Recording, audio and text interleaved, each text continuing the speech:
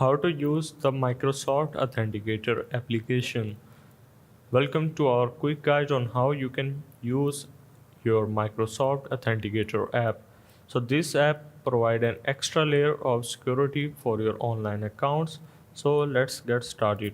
First of all, start by downloading and sign in with your account. If you have an existing Microsoft account, you can simply log in and the process will be also simple. You just have to put your email address and your password and you're good to go.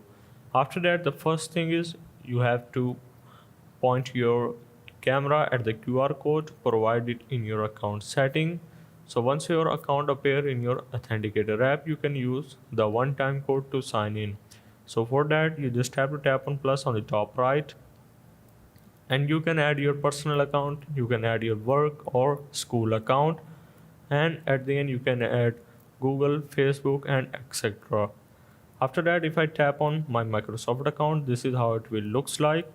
So this is my one-time password that is added right now.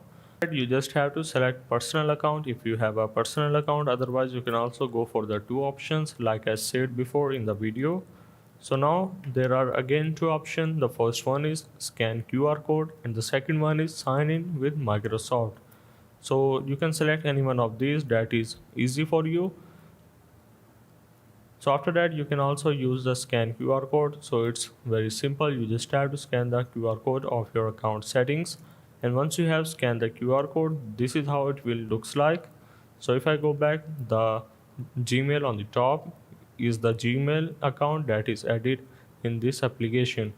So let's say you want to remove it. So you just have to tap on your account and tap on settings on the top right and simply tap on remove account. So hope this helped. This was the basics of how you can use Microsoft Authenticator app.